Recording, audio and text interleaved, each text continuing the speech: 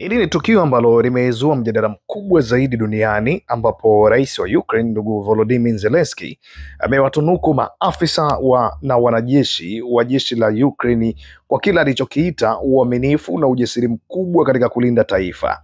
Lakini jambo lililoshangaza wengi ni kwamba baadhi ya wanajeshi hao walikuwa wakipokea tuzo hizo wakionekana wakiwa wamevaliwa beji na alama zinazohusiana moja kwa moja na vikosi vya SS, yaani jeshi maalumu la Ujerumani ya Nazi katika vita kuu ya pili ya dunia.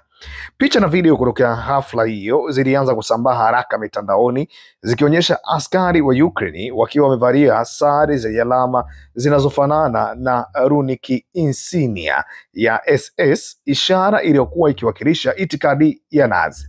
Hili limeibua maswali mazito sana. Ni je, Ukraine bado inaweza kusema haina mafungamano na itikadi za ufashisti au uzalendo wa kupindukia wa kizamani? Kwa miaka kadhaa kwa sasa, serikali ya Ukraine na viongozi wake wamekuwa wakikanusha vikali tuhuma za kuwa na vikundi vya mlengo wa kulia vilivyo na mizizi ya Kinazi.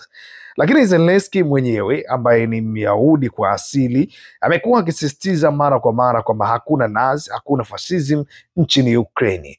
Lakini matukio kama haya yameendelea kuacha kivuli kizito kwenye taswira ya nchi mbele ya macho ya dunia, na maswali yanazidi kubaki kila itwapo leo. Wakosoaji wa serikali ya Ukraine wanasema kuwa licha ya kauli nzuri za kisiasa, bado kuna wanajeshi na vikundi vya ndani ya jeshi vilivyovaa au kuenzi alama za Nazi kama sehemu ya utambulisho wa kihistoria au ushujaa wa kale.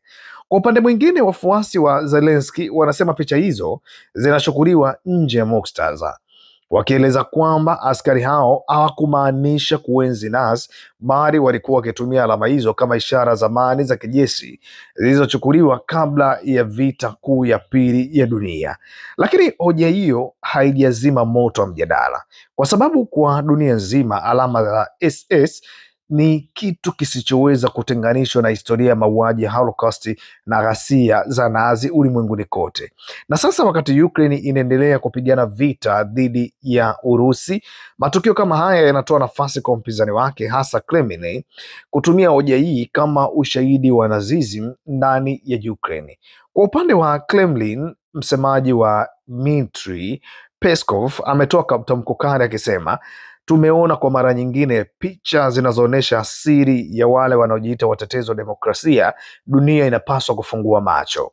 Hata hivyo, serikali ya Ukraine bado haijatoa tamko rasmi kuhusu tukio hili, wala haijathibitisha kama askari waliovaa alama hizi wamechukulia hatua za kinidhamu. Kwa sasa mjadala unaendelea. Je, hii ni propaganda ya vita au ni kweli mchungu unaonesha upande mwingine wa jeshi la Ukraine? Wakati dunia inaendelea kuangalia kwa makini, tukio hili limeongeza maswali zaidi kuliko majibu ambayo yapo hivi sasa.